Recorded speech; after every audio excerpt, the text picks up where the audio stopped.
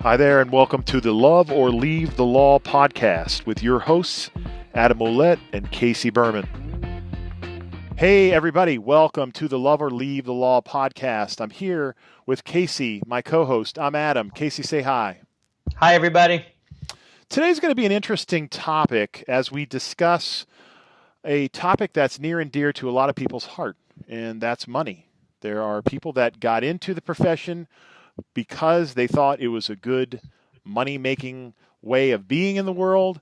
And some of us have found that it's been a good living, and others have found that it's not been all that great. So There are a lot of beliefs we have around money, and money is probably the biggest impetus for people not leaving the law because there is fear around not having enough money. So I think today's topic is apropos to continue our discussion on the major obstacles to leaving the law. So Casey, why don't you start us out about talking the root of all evil, which is money. Is that correct? Nah, it's more nuanced than that. You know that. Adam and I have talked a lot about money. We still continue to do in our relationships with it. We've made a lot of progress, but it's just ongoing. You know, this, as we talk today about money, this builds on some of the other obstacles to leaving the law that we've talked about, the fears that we face. Second, this need to identify with being an attorney. And there's more we're going to talk about, but we want to talk about today about money as an obstacle to us leaving the law. Now, as you know, I run leavelawbehind.com, running for years this community and blog to help attorneys explore leaving the law and find non-law sort of alternative careers out there. That's really my passion and what I focus on. And so please encourage you to visit leavelawbehind.com if you haven't already. And so one thing that I face a lot with my clients and through my online course and my one-to-one coaching is this issue of money. And we're going to get in today are some of the fears that we have. Would love to hear back from you via email, other fears that we may not touch on or that you have, and then also just get into some steps that you can take to mitigate this fear around money. But first of all, the root of all evil. I think many of us, to begin with, don't have a very good relationship with money. The looming student debt doesn't help at all. But if we go further back to our family, to how it's been perceived in movies and the media, whether rich people are all bad, whether money is the root of all evil, what it really comes down to from the Bible and even Scrooge, a play I just saw with my family recently in the holidays here, is that it's really the love of money to the exclusion of everything else is the root of all evil. The love and focus on money without focusing on relationships and so on. That's really the lesson. Money is really a medium of exchange. It shows value. It's an energy, and we're going to get into that. Adam's done a lot of teaching on that, and I've learned a lot from it. But I think really the first thing that I want to focus on as an obstacle to us leaving the law is really just a bad feeling about money. We don't think we can make enough as if we were to leave the law or even other aspects of law. And just overall, we don't have a good relationship with it. We don't feel it's abundant. We feel we're always lacking. We never have enough. We can't pay our student loans and so on. I think the second part when it comes to money that's a real obstacle and pain point for us is this idea that we don't really think we can make enough money if we were to leave the law. And I think that comes to the idea that we don't really know what's out there. We don't know other jobs. We don't know other salary schemes. We don't know other structures. We really don't know any other way to make money besides marking something down every 6 minutes and billing the hours. And so one thing that we want to do is really understand more what's out there as far as ways that we can make money, whether it's salary, whether it's contingent payments, whether it's equity. There are so many other ways to make money and add value. And then the third part that I really run into is really where the rubber hits the road. And that is we don't have much clarity around our financial situation. We think we spend this amount of money. We think we take in this amount of money, but really the getting an Excel sheet out, forecasting what we're doing, which is what I do with my clients, there's a confusion around money that either we don't want to face it because we don't want to look at our bank account, or we just don't know how, or we don't want to spend the energy to get an Excel sheet out and actually see how much we're spending, because that can really give us insight in what we can and can't do. So, Adam, thoughts? I mean, these are kind of the main pain points and obstacles I see that really prevent a lot of people from moving forward and leaving the law. Well, I think when we do look at our expenses personally, and if you have a small firm or you're a partner in a firm and you start to really take a hard look at what we spend every month, a lot of times it'll blow your mind how much waste there is. And so I have never been a big one to focus in on my expenses all that much, other than I'd like to cut out stuff that really isn't needed so that I'm not wasting money. But from my point of view, I see money as the biggest fear for people to leave, because I've spoken with tons of attorneys as well. And one of the big things that they have a fear about is, can I make enough money to live? And when you look at an average person, it doesn't take that much money to pay your bills. People want to have tens of thousands of dollars in the bank, and they have all these rules that they put in place before they decide to leave the law. It's not something that you have to do, but it makes it a lot easier, right, Casey? I mean, if there's people that have savings, it makes it simpler, because then they can take risks and they don't feel bad about, oh my God, I'm not going to be able to support my family. But in the end, I think money is part of the biggest reason people don't leave the law, because they're afraid of what's on the other side. And when I talk to people about money, and I talk to them about leaving the law, and I've had conversations with younger attorneys, and their biggest issue is, yes, the looming or current student loan debt that they've got. That's a big one. I mean, when I got out of law school, there were no 30-year amortizations on law student debt, on school debt, student loans. There wasn't anything. There was 15-year. You could do some deferment stuff, but I didn't do that. But ultimately, my student loans were more than the first house I bought out of law school, which is crazy. I had to live with my mom for a while so that I could save up some money to buy a house and have the opportunity to buy a house, because those student loan payments were so high. And I put my nose to the grindstone, and I paid them off in 12 years, which was difficult. I wanted to do other things with that $1,300, $1,400 a month, and then once they were paid off, I did do some other stuff with that money. I bought some cars and stuff like that. But the thing for me, when I started looking at my finances, I said, I've got to cut out what I don't need, and then look at how much money do I spend every month, so that I can create a plan. And then really what it becomes about, and this isn't something that most teachers or classes or courses speak about, and that is intention. Intentionality is everything. And you're going to learn a lot more about that through this podcast. And Casey and I have studied it, and we talk about it quite a bit when we talk on the phone, because it is that important. And intentions are goals. Goal setting is important. Most people set goals at the beginning of the year and then they never look at them. But an intention is even clearer than a goal, because with an intention, you begin then to picture and feel the feeling of it done. And that really is where, as Casey said, the rubber meets the road. That's where you can start to shift your beliefs. And that's where you'll uncover what you believe about money, because there is a puritanical belief system that is pretty much worldwide, but the United States has it in deeply ingrained, and that is, you have to work really hard to make ends meet. And to me, that's bullshit.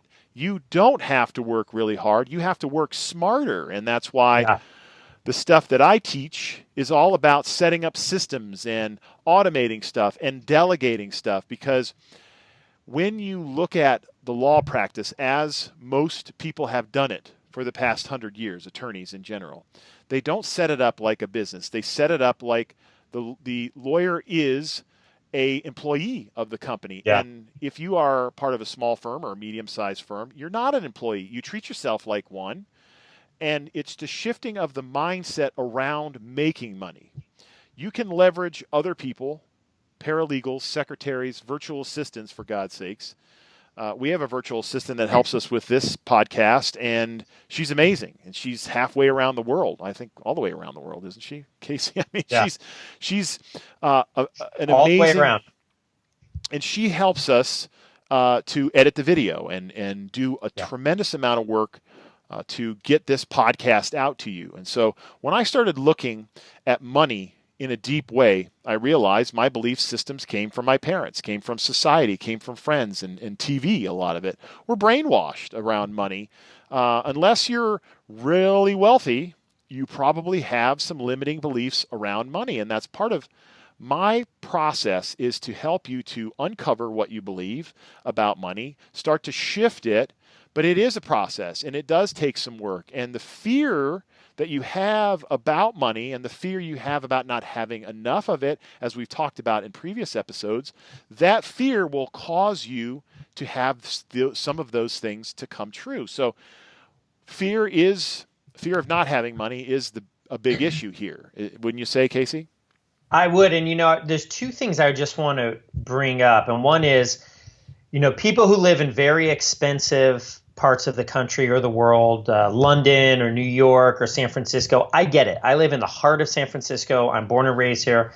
I've seen this town turn from a small town to what it is now, which is an extremely expensive 49 square miles with tech money and venture capital money and so on. And, it's been difficult. There's no way around it. But I think that regardless of where you are, it's a shift in the mindset. And you can do that in New York. You can do it in San Francisco. You can do it in a small little town, wherever you are, where it's not expensive. I've struggled a lot with, my wife and I, if we just leave San Francisco and go move here and go move there. But, wherever you are, that's where you are. And wherever your mind is, that's where it's going to be. And so it's taken longer. I definitely have more expenses or higher expenses here than you might in other parts of the country. But for people who will look at this and say, well, I live in an expensive spot and shut themselves off. That's not the right way to go, because it's really a mindset. It's a mindset shift. And it's not about cutting out a latte here or not buying Starbucks or starving yourself. That's no way to live. But it is an idea to look at your expenses and seeing where you can trim, because you can really do that. Or really seeing if you need the car, or seeing if you need the private school, or seeing all of this. But really the bigger issue is to see, how can you make more money? How can you really add value?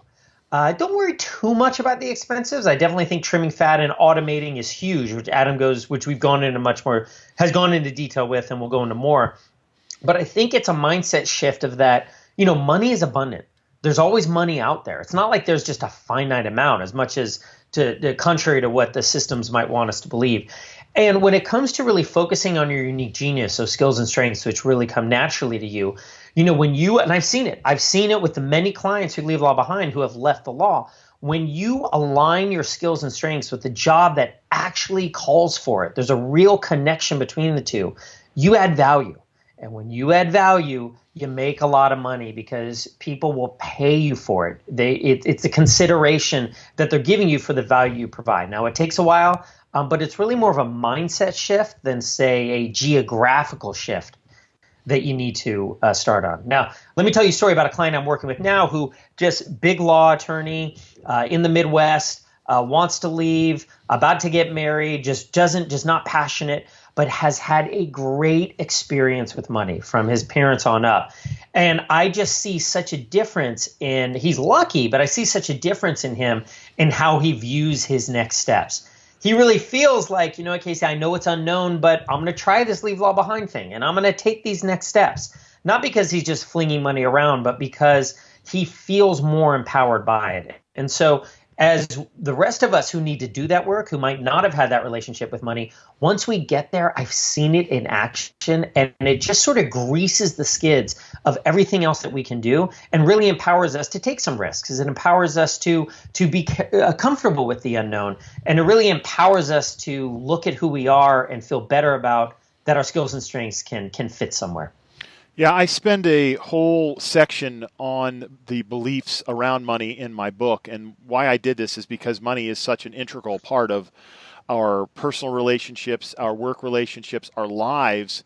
And a lot of us don't understand the energy behind money, how to make more money. This is something I studied for a long time. And then I Yeah. started integrating some of this belief shifting, looking at what I believed in general, instilling new beliefs, because understanding that our subconscious is where our beliefs are stored. It's like a hard drive, and that subconscious was filled with a bunch of stuff, usually from other people. And most of those things in the subconscious are usually limited. They're limitations, and we don't even understand how they got there, why they were put there, and we don't know how to shift them, to change them. And so money, when I look at divorce law and doing divorce and in general, money is the biggest reason people get divorced, that relationships split because there isn't enough money. There's money challenges or whatever there is going on. And there is really no reason for it. Now, we're not sitting here guaranteeing you anything, because your life is your own. And as I write about in anything I teach, is you are the steerer of your ship. You're the captain of your ship. So you're in charge of you. But I can tell you, based on my path, Casey's got a similar path.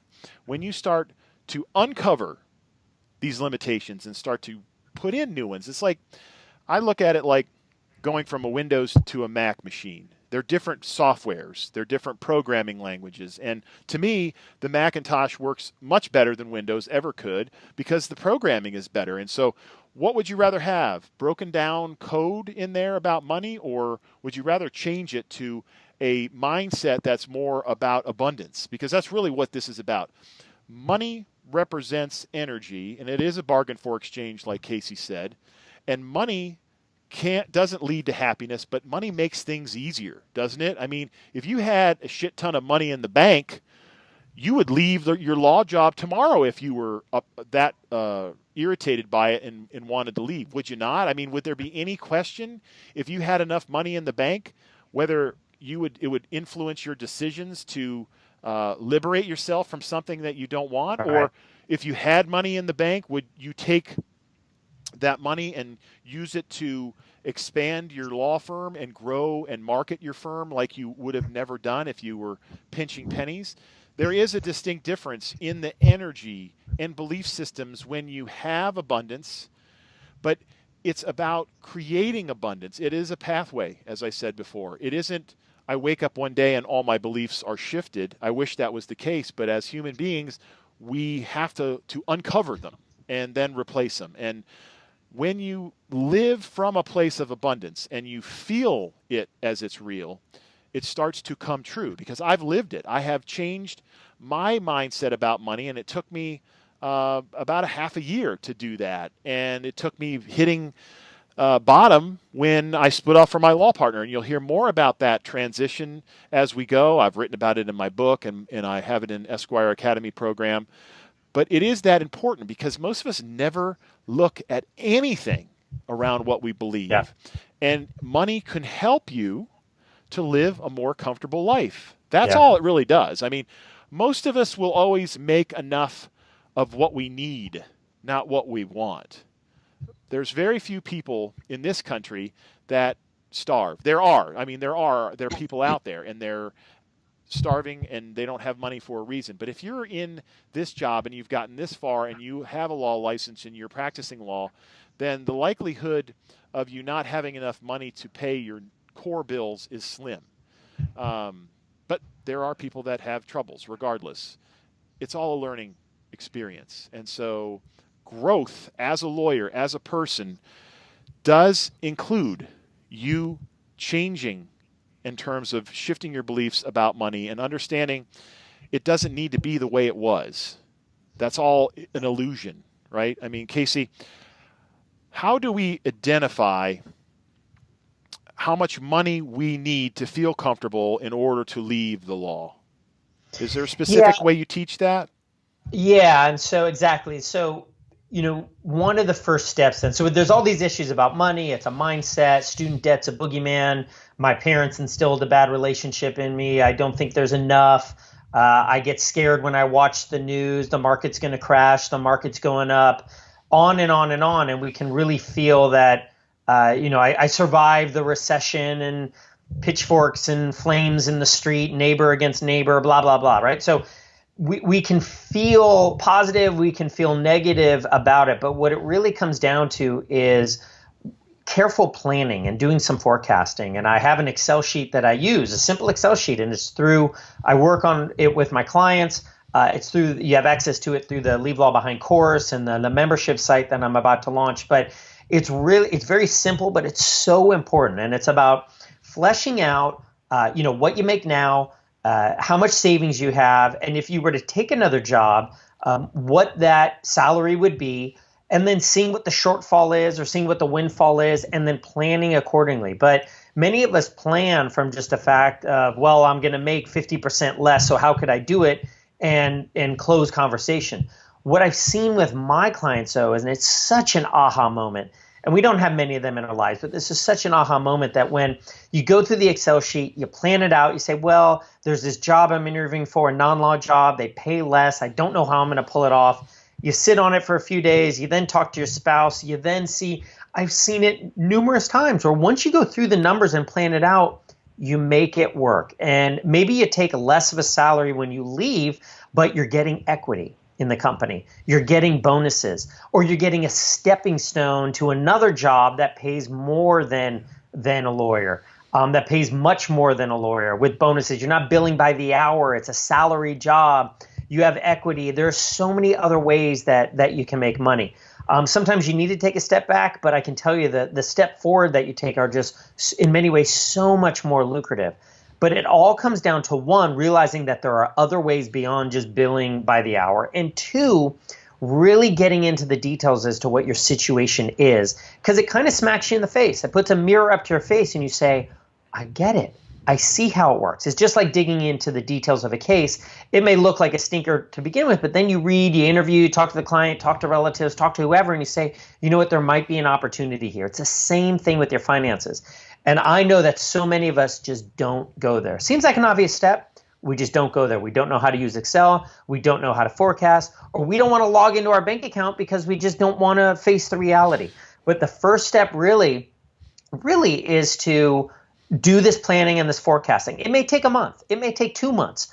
But you sit on it, you think about it, you go for a walk, and before you know it, there is a path forward when it comes to money, and also finding a path that you're happy about. I think the pathway a lot of times for lawyers and anybody with a small to medium-sized business is that they don't understand how to run a business. And so when we talk about money, hand in hand, you've got to talk about the fact that we go through college, we get into law school, and there's no practical teaching for us to understand how to really market and advertise our businesses, because law is a business. I mean, it's treated more of a business now than it ever has been. I wish it was more of a profession like it used to be, but it is what it is at this point. And Casey, your and my mission is to help it to be more like a profession again. But in the end, it is a business. It is a profession into itself. But when you understand that you never have learned how to be in business, I don't care if you're an associate working for a small or even a large firm, you are in business for yourself. If you are a partner or you're a solo, you are in business for yourself. And part of the biggest issue I find talking to lawyers, and we're going to continue to talk about this over and over in deeper and deeper ways because it's that important. Lawyers are good technicians. We don't learn a lot about real life in law school, unfortunately. We don't learn a lot about real life in many aspects. You learn about case law. It needs to change as far as I'm concerned. There has to be more real world stuff.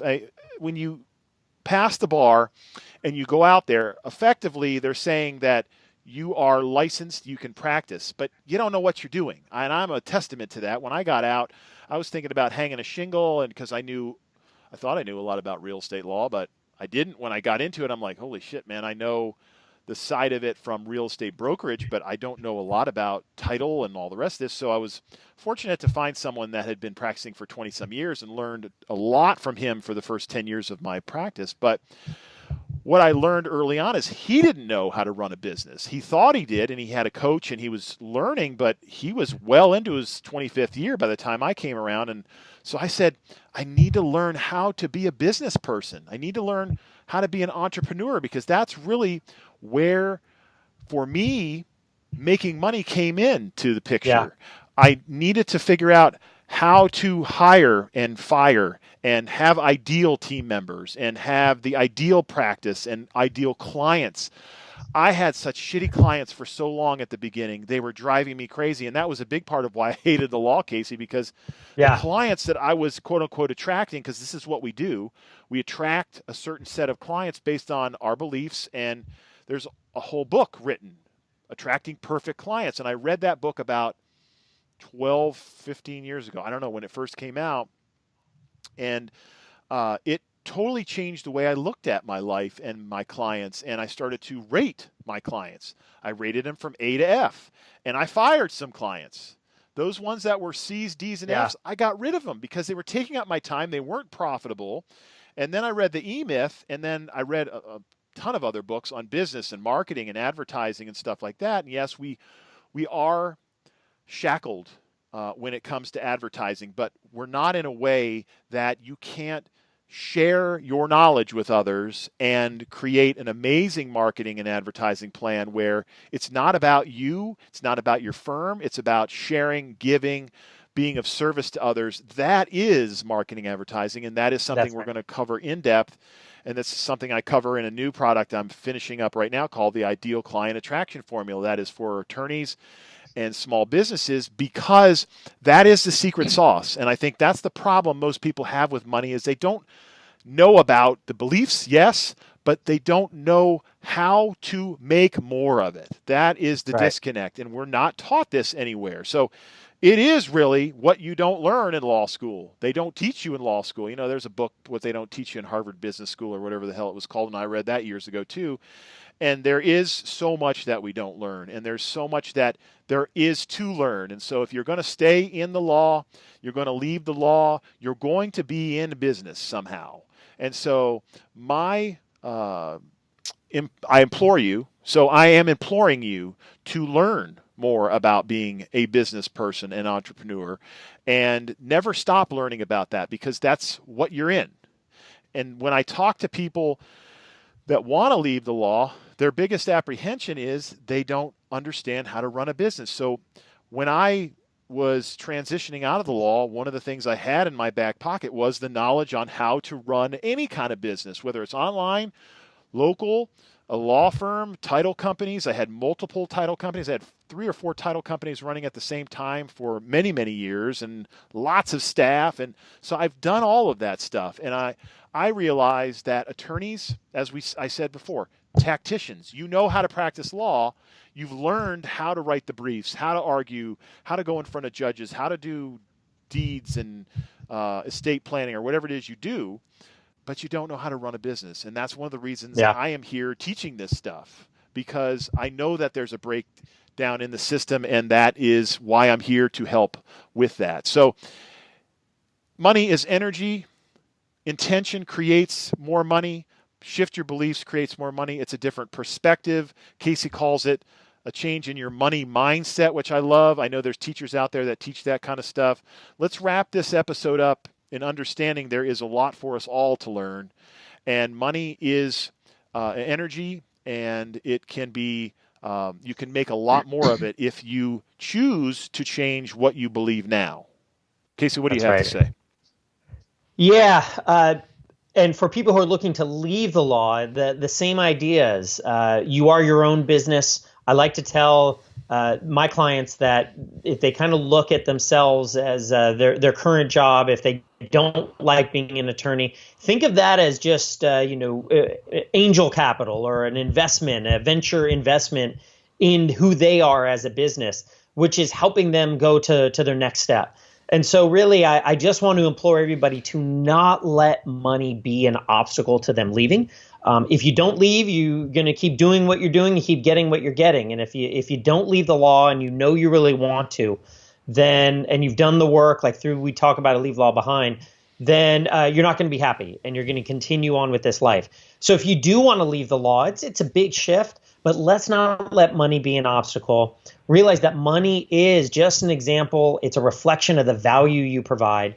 You as an attorney, all of us can provide tons of value. Our skills are not just relegated to the legal industry. We can provide tons of value. I've seen it firsthand to other non-law alternative areas. And just realize that you can make that money. It comes with careful planning, having a really transparent idea into where you currently are. That determines what you can and can't do and the time that it's going to take. It determines what other from your network, what other support areas that you can pull on. And then once you sort of get in the nuts and bolts and get that, then it's about shifting your mindset. It's about realizing that you're worth it, that people will pay you a lot of money over time for the value that you provide. So I just want to implore again, please do not let money be an obstacle. There are a ton of resources, a ton of support through this podcast and Leave Law Behind that can help you if you want to stay in your legal practice, but are sort of floundering a bit when it comes to money, building your business. Adam has a ton of resources about how to optimize and make that better. So we're going to be talking more about money. This is just one focus on it as an obstacle. Please email us. Let us know any comments you have and or topics you'd like us to cover. But again, it's just not that big of a deal when you don't think it's that big of a deal. That's it. Thanks for joining us, everybody, and we'll see you next week. Bye-bye. Thanks, everyone.